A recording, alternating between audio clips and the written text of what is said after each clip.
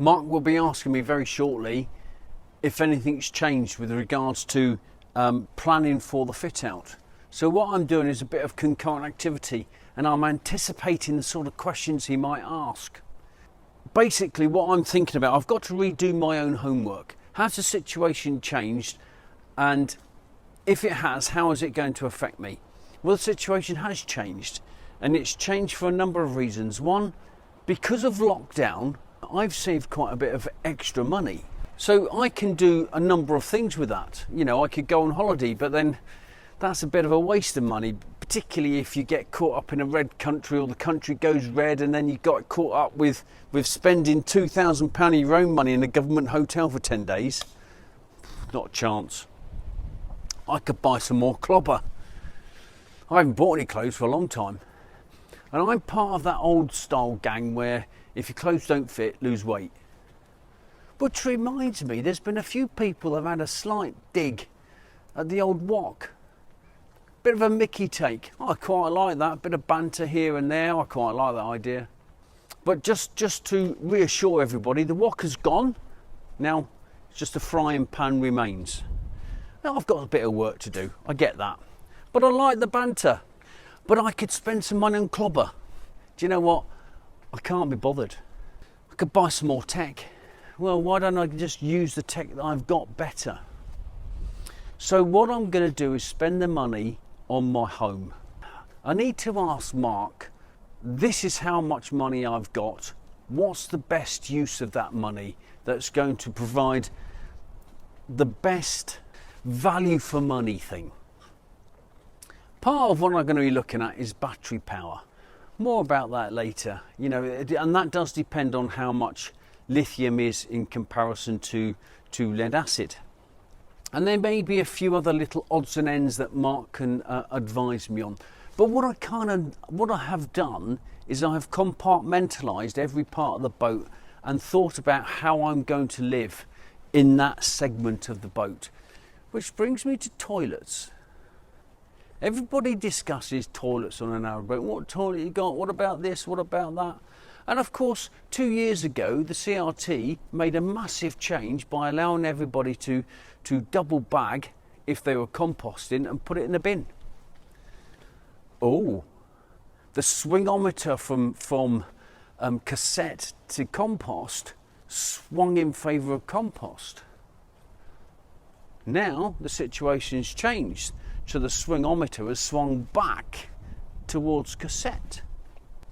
But am I going to do something different? Discuss. More about the boat.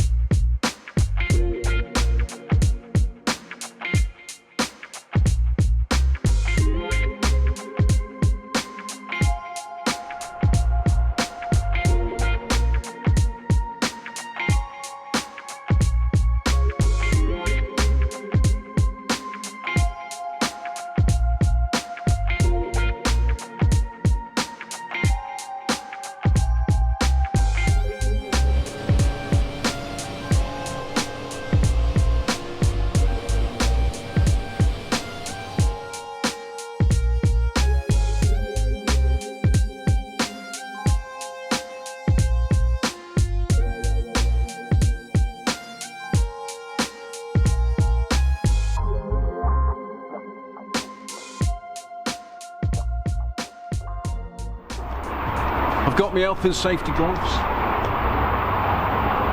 I've got my bricks. I've had a look at the boat. Been a lot of work going on the boat over the past week. And all I need to do now is to put them in there like this.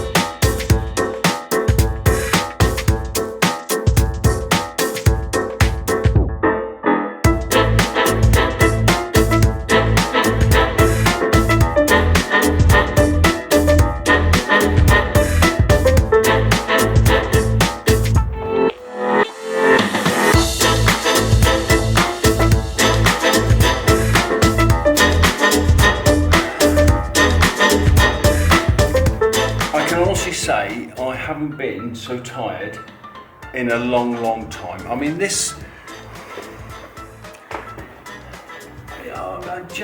I'm not surprised. When Mark said, when I said to Mark, oh, I want to put the bricks in the boat, he jumped at the chance, he jumped at the opportunity. Oh, I'm not surprised. Mind you, he did say I smashed it out a bit, which I'm quite pleased about. I'm going to count the amount of bricks, not individually of course, but you know, how many bricks were there? There's 90 per section, there's 21 sections. My maths isn't very good, which is why I had to come off camera for a bit. However, 1,900 bricks. Now, some of you will be asking, oh, why are you using bricks and why not using flagstones? Well, I asked the question. Bricks are easier to handle. If you need to get to the bottom of the boat, bricks are easier to get to, and they kind of fit nicely. And you know, a testament to that, the boat looks pretty good. Better than my back anyway. So where are we? Next week we've got to put some masking tape over all the battens. I'm going to explain a little bit about the battening next week because it's pretty special actually. Once you understand the reasons why the battening is done the way it is done, then I just wow. Yeah. So bricks. There we go. Ballast done. Chris knackered. I'm just too tired. I'm too tired to think. And now I've got to drive home. I was up at 4:30 this morning. And what's the time now? 17 bells. So I started this at 8, I think, by the time I had a chat with Mark and all the rest of it. I started this at 8, finished at 5. Kind of a break. We had a bit of a 10 o'clock 10 o'clock tea break, and then an afternoon sort of tea break, bit of a lunch. So I suppose all in 8 hours to do this. Toilets. Lots of talk on toilets at the moment. Minimalist Michael and Joe did a very good chat on toilets about the changing situation the CRT have done with composting toilets. So I'm not going to waste anyone's time specifically on giving you the lowdown of the different toilets. It's just going to be a big Anne's thought process. Okay, 4 toilets: incinerator, pump out, compost, cassette. Cost of incinerator about 3.5 grand. Pump out about 2 grand. Compost about 1 grand. Cassette about 500 quid. But every cassette thereafter is about 100 quid. So depending on how many cassettes you've got. But then there's the ongoing process of through life costs. And I think what the incinerator toilet does, one, it's the most expensive to put into your boat, but it's also through life costs, I think, is because it uses an awful lot of gas. Through life costs, I think it's quite expensive. I think the majority of canal boats, narrow boats, wide beams, all that sort of stuff, are either pump out or cassette. The thing is with the pump out, particularly on a narrow boat, the black water tank is generally underneath your bed. And that's great space that's used up. But the thing that put me off the pump out was the fact that the black water tank's underneath your bed, and when you're sleeping, I didn't, and the boat's gently rocking, I didn't necessarily want to hear the sloshing of what's in the black water tank. I don't suppose you can, but it's just the thought process. And also, when you want to pump out the toilet, if the marina you're going to is the pump out's not pumping out because it's broken, and then the ongoing cost. Some people say it's between 12 to 20 pounds to pump out the toilet. So it depends how often you go to the toilet and how often you use it, those facilities, again through life costs, and that's what I'm considering. Cassette. Well, cassette's fantastic, I think, but you need 2 or 3 cassettes. And then there's the compost. Well, compost was my swingometer. Compost was the favourable thing until recently. It's a bit disappointing for me I'm buying a boat, I'm getting it fitted out, I need to make the right decisions, and it's difficult to make the right decisions when the information being pumped out by the authority, Canal and River Trust, changes.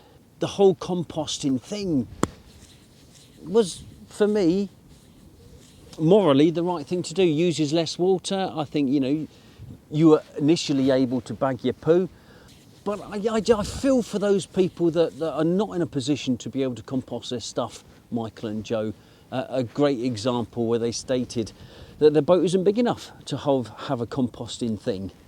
And it's something I need to consider. It's something I need to pay a bit more attention to create a bit more research on these hot compost things that you can buy that allows your compost to compost, that allows your poo to compost in between 3 and 6, 12 months, whatever that time it takes. I'm still in that bracket of indecision. There's 3 likelies. There's less than likely, likely, and more than likely. Less than likely, 70-30 against. Likely, 50-50. More than likely, 70-34. I'm in the more than likely bracket, although that still gives me 30% wiggle room. You can't go back in time, so it's about getting on side with the CRT's new D&G, direction and guidance. They haven't really shown the homework. I would like to think, before the policy of being able to bag your poo, they had done a SWOT analysis, strengths, weaknesses, opportunities, threats. Every term, every word that was put in each of those 4 brackets, there was another SWOT analysis done on each of those. And then from there, you can create your stakeholder analysis, and you can create your critical success factors, and you work out from your stakeholder analysis who are the people you need to influence, who are the people that you need to get on side. They may have done a pestle analysis, which would have been better than a SWOT. But equally, all of those things create a strategy. And I'd like to think that happened. I don't know. I'm not even on the water yet, and I'm chopsing off. But it's because of that lack of information, it's because of the change of policy that makes me... But, it's about getting on side with the CRT, and this is almost like the prisoner's dilemma, which is win-win. The CRT claim, it costs £6,000 to unblock an LSAN point. So for the composters who empty their compost in the LSAN point, that's not a particularly good thing to do. It costs a lot of money. That's a win-lose scenario. The person that, the people that empty the compost in the LSAN point, they've won. Everybody else is a loser because CRT's wasting money, £6,000 to unblock the toilet. And of course that LSAN point is US until such point as it's been unblocked. The win-win scenario is everybody to get on side. But that's really difficult, particularly for those people that have invested into composting. I think depending on what type of toilet you've got, it is your personal habits, it's your personal way of, or how often you go to the toilet. On an average week, I make 3 to 4 deposits, which is not much really. And so it doesn't matter what toilet I use, they're all going to last a while. But when my family come to visit and when I'm hosting people, then I'm using more of that resource of space. If I'm using a cassette, then the cassette will get filled up quicker. If I'm using compost, then that gets filled up quicker. Difficult. Information is key. And if you're not getting the right information, it's difficult to make the right decision. So wait out, I think, is the term. More than likely compost.